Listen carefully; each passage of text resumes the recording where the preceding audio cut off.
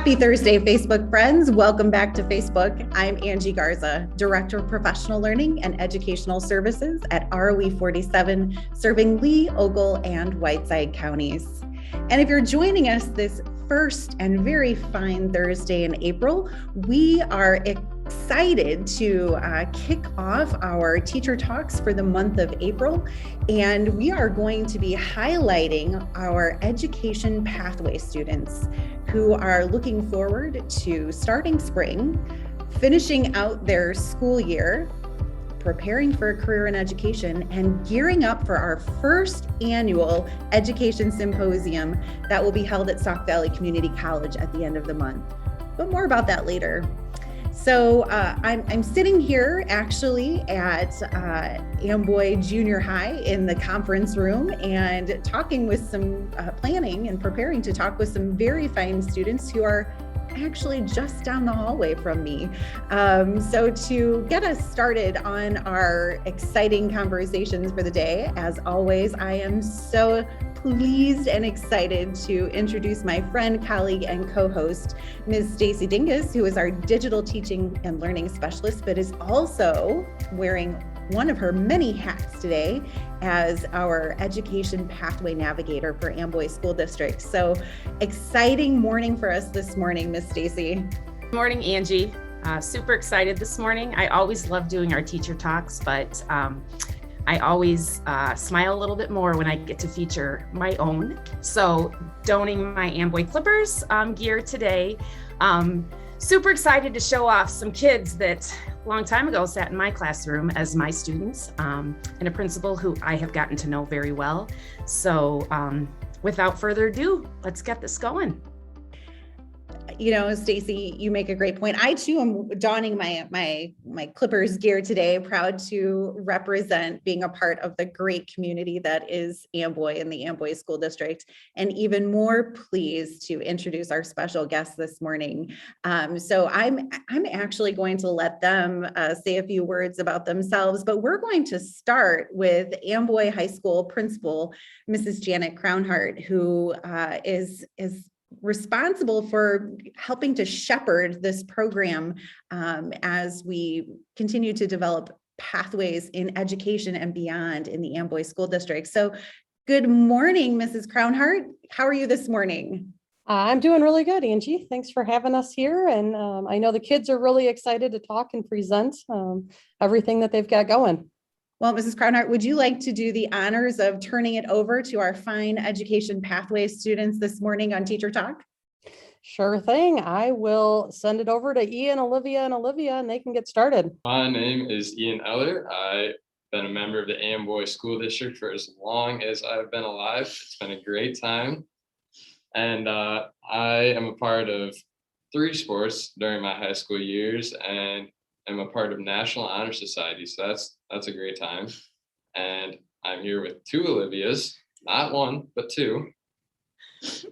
I'm Olivia Dingus. I have played 2 sports here at Amboy High School. I'm in Student Council, FFA, National Honor Society, and Spanish Honor Society. I'm Olivia Miller. I played basketball all 4 years in high school. I'm a class officer, and I'm also a member of the Leos Club. Well, we are happy to have you guys here today. Before we talk a little bit about the Amboy Education Pathway Program, let's just start talking about the world of education. Knowing you guys personally, I know that a couple of you have education kind of running in your blood. But what is your own story about why you decided to, at an early age at high school, say, hey, maybe education is something that I would like to pursue after high school? Ian, we'll start with you. Like you said, kind of inbred into my system. I talked about this in the last teacher talk that I was in, but both of my parents were teachers. And so I've just been around teaching for my whole life. They actually taught at Amboy High School when that's how they met, actually. So that's pretty cool. But I just been around it for so long that I've got to know the ins and outs and gotten used to it. So I thought, hey, why not? I'll try it out.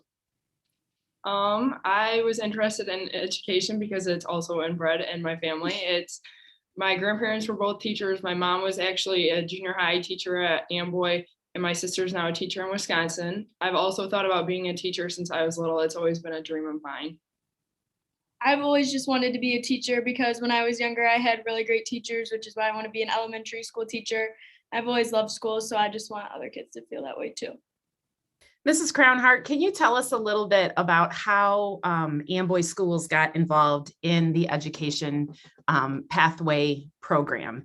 It's not a new idea to introduce kids into, show them some hands-on learning opportunities before they graduate, but this idea of choosing a pathway and providing some opportunities, we're kind of packaging it in a different way. Can you tell us a little bit about how you got involved in that program and kind of what it has done for the students at Amboy? Well, the short answer is that you and Angie are both very persistent in making us go that route. But the long answer is that for a number of years, we have been allowing students to go to SALK to get credits towards their college. And we've been allowing students to go to Whiteside Area Career Center to get, endorsements in other fields. And when you brought this idea to us, we said, well, COVID's just ending. There's a lot going on. Are we sure we want to take this on and tackle this? And like I said, you and Angie were both very persistent, and okay, we can start thinking, we can start moving that way. It definitely helped with the grant and getting teachers involved and teachers on board with the whole idea of helping kids and opening their classrooms to the students for their 60-hour experience. But then honestly, I'm kind of going to throw it on Ian there, because Ian said one day, I don't need another PE, Mrs. Crownhart, and this teacher could really use some extra help in her classroom.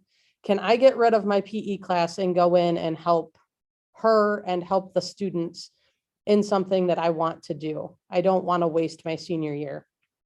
And that was kind of the turning point. So I'm going to give Ian the props for this one, because I said, all right, we've been talking about this. We said, we're going to go on board and we're going to work with this Pathways program. And well, you're going to be our guinea pig, Ian, and we're going to see how this works out. So don't mess it up. Isn't that kind of what I told you? That did happen. It was like the middle of the first semester. I saw the schedule. I was like, well, I have 2 PEs right in a row, and I'm like, that probably could be used for something better that wouldn't just wear me down for the day, and I wouldn't be tired all day. So I was like, you know what? I think I might just go ask Mrs. Groundhart to see if I could be a teacher's aide, get a little experience in the classroom to see if this is something that I want to do. And so she was like, all right, I guess we'll just throw you in the ring, have fun. And it ended up working out really well, obviously, because we got all 3 of us now. I heard about it from Miss Crownhart, and she kind of drugged me into it, which I'm stuck in it now, which I like, but she brought me into this, and then I brought Olivia into it because I knew she wanted to be a teacher as well. My situation was kind of similar to Ian's. I was going to have to end up taking another PE, and then this Olivia told Mrs. Crownhart that I also wanted to be a teacher. So one day Miss Crownhart approached me about it, and I thought it would be a great idea. I have to laugh because I was hearing a lot of inferences to like dragging and coercion, but you know what? You guys all have smiles on your face. You're all clearly very passionate about education. You have it kind of in your blood, and it's calling to you.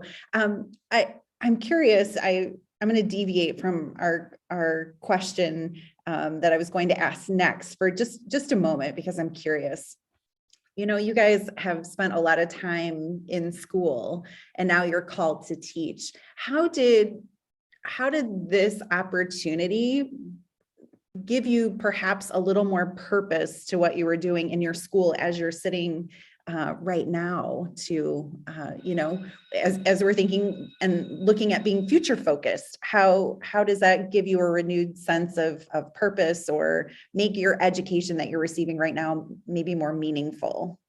So I've always enjoyed being able to help my fellow classmates with homework that they didn't understand. I just sitting in the hallways before school, so they'd be like, hey, Ian, can you help explain this? Or how did you do this? And I was always ready to help. And I felt good knowing that they understood it afterwards with maybe words that a teacher couldn't put it into. And that just being able to do that continuously, just sitting in a classroom helping younger kids, it's a good feeling to know that they're maybe learning something that they didn't know before. I also kind of have the same experience as Ian. They always sometimes ask me for help in calculus when they don't understand, which I'm normally the one that doesn't understand. So that doesn't happen very often. But it's nice in my sixth grade class that I can help them because I've been doing that math for so long that it comes naturally to me now. I've been in Mrs. Jones's fifth grade class with her students, and I have always thought that I would take like an English route with teaching and just being around her class and being able to help her students and figure out different ways to help them that maybe she couldn't think of. It just made me realize that that's really what I want to do. So kind of what I heard you saying is that you're seeing some purpose to what you're learning because you can use that in your future educational career to turn around and help others to learn and grow and become what they hope to be. So that is really inspiring and impressive for me to hear from the three of you.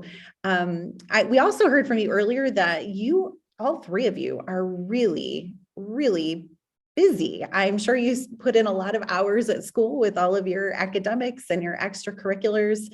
And maybe some of our listeners don't know, but this pathway endorsement program that you are involved in also requires a significant time commitment on your part. Some of those components to earning the endorsement include doing some career exploration, a 60-hour supervised experience, which you've kind of alluded to, and then the team-based challenge. So can you tell us a little bit about some of those pieces and what you've been doing with them as part of the education pathway program in Amboy? So we've been very thankful that Mrs. Dingus is able to help us and Mrs. Crownhart kind of guide us through the nitty gritty of the pathway endorsement that we have to get. And I don't know if we would be able to figure any of this out without either of them. So it's been very nice to have a guiding hand. But we learned about the team-based challenge, as you just said, about two months ago. And it's been a little stressful because not having as much time as maybe other schools that had more preparation, but we've been working on it and figuring it out step by step. And it's tough, but it's nice to know that we're trailblazers for the next years to come. I would also like to thank Miss Rose for helping us. She's been really good about helping us with the literacy night. She meets with us almost every week to make sure that we're on track to get this done. Yeah, I think if Miss Rose wasn't helping us stay on track, it would be a lot more difficult to get this planned. So you mentioned this upcoming literacy night that you're planning. This is part of the team-based challenge, which is required for the pathway endorsement. I'm intrigued. What is happening with this literacy night? Can I come? Are all the community members invited? Is it for a certain age of students? What activities do you have planned? So we planned this for the central school grade levels, K through 4. And we've heard about the learning loss through different teachers from COVID, where kids aren't where they need to be in, say, math or reading levels because of the big gap that we missed school for COVID. So we thought that something like a literacy night to help get them activities and help them getting more excited to read and do math would help them for their continued schooling and to help prepare them for what is to come. This literacy night is actually taking place next Wednesday night from 6 to 7:30 at the central gym, and it's open for K through 4, like Ian said. And we're hoping to give parents something that they can take home and help their kids with so they become better learners. And Central School's theme this year is camping, and so we are making the whole night like camping themed just to get the kids like intrigued and involved. Well, I am super proud of you three for the work that you have done. The three of you will be also featured at our education symposium on Friday, April 29th at Sauk Valley Community College, where you will be kind of showing off your team-based challenge and the thoughts that got you to plan it and your kind of timeline and the work that you put in. And I'm really excited to see how that goes. So kudos to you guys. We need to, though, wrap this up with you telling us about your future plans. You guys have always been bright stars in the Amboy School District. And we as community members are always excited to see what is your what's next. So let us know, guys. Ian, we'll start with you again. What's your future hold? Where are you going? What do you hope to do? So I just last month committed to St. Ambrose University to run cross country and then major in mathematics and education. So getting a little mix of that math and education, being able to go a lot of different ways with it is going to be very exciting. And I hope to learn a lot. With Ian, I also committed to Monmouth College to play basketball, and I'm hoping to major in secondary math. I am going to Illinois State University to major in elementary education. And then after that, I hope to come back and teach in our community. For our Facebook viewers, in case we haven't said this enough, the state of Illinois and actually across the nation is facing a shortage of inspiring, qualified educators to serve our children and our communities.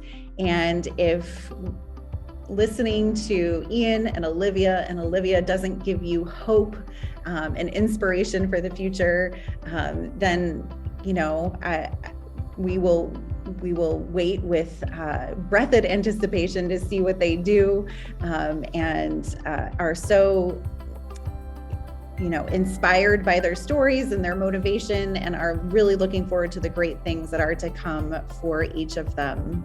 Olivia Dingus, I did hear a rumor today here in district that you are going to be perhaps teaching a mathematics lesson this afternoon.